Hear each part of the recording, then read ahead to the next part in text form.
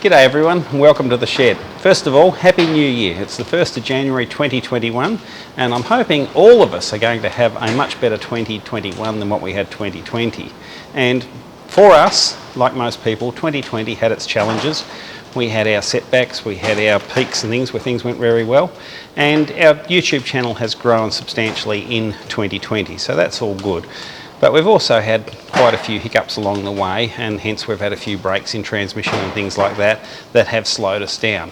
So hopefully the coming year we'll be able to get a lot more out there, and we're hoping to expand the channel and bring you some more interesting things as well on top of what we've been doing. And so this is how the 12th of the 12th 2020 wound up looking on the front of my Commodore Ute. Our son Bill took it up to the Northern Territory, and while he was up there he's hit a feral pig with it. So looking at this as an opportunity rather than something that's dead beyond repair, we'll do a repair on this car and we'll bring that to you coming soon in the new year.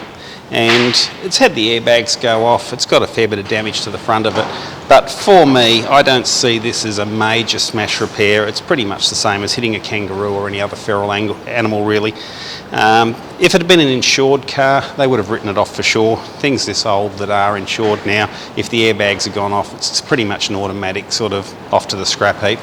But I've kind of bonded with this car, we've had it for a while, and we'll just talk about a lot of the little things that you're involved with doing a smash repair like this, and it overlaps with our restoration sort of thing as well, because quite often, being here in Australia, most of the cars that have been in the country areas have at some stage or another had an impact with a feral animal, whether it be an emu or a kangaroo, a cow or horse or anything like that, and quite often they were repaired and put back on the road, but you'll find evidence of that. So if you're doing a full restoration and you have one of these cars, some of the things that we'll point out in this video might help with you guys with repairing your cars and restoring them as well.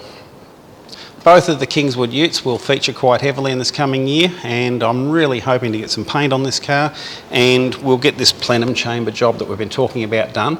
But in addition to that, I've got a Falcon Ute that we're going to do the same job on. So this is the same job exactly. This plenum needs to come apart. There's a sprinkling of rust holes through here, and there's rust holes in the floor of it going inside the car. So we'll get this one pulled apart and we'll get the Holden pulled apart, and we can use them for a comparison between the two makes and the little differences they made between them and how you go about repairing them. And for a Falcon, this one is absolutely a really good car. It's got a few little holes. We're going to have to put a few patches and bits and pieces into it, but it's not an extensive repair, and we can talk about the easiest way to get them apart, the easiest way to put them back together.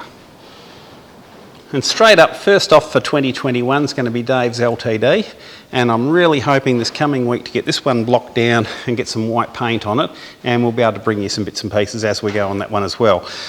Glazer at 55 line, it's direct gloss, it's snow white, it's the original colour for the car, and it is my favourite thing. It just comes up so nice, 55 line. I think it's one of the best paints ever made. Expensive, but in a lot of things you get what you pay for. So I've got all the insides painted now, and it's just a case, the fenders can't be bolted on this car, but I'm going to assemble them on the car to paint them, and the reason they can't be on the car permanently is the vinyl top actually runs down behind the fenders, and this is one of the few Fords of the era where the bolts holding the fenders on are not painted with the car, as their normal practice was to build the car up, paint everything you could see, and then you'd put the car together on top of that. But on the LTD range they've got zinc plated bolts holding the fenders on, and the reason was they had to get the vinyl roof in there underneath it. We had Daryl and Susie here the other day, and they went through a whole raft of colours, and they've come up with this nice burgundy for the car. So the next step from here is to get myself a little sample of paint. We'll paint it up on a panel, we'll get that finished up, and we'll paint some black to go next to it, because this car will have black fenders and running boards, and there'll be pieces on the wheels that are black and black trim inside it. So we've got to make sure they're happy with the colour next to the black, and they'll see it on a bit bigger than this tiny little chip here, and we can move on from there. And if they wanted a shade darker or a shade lighter, we can actually work that after we've done the sample panel.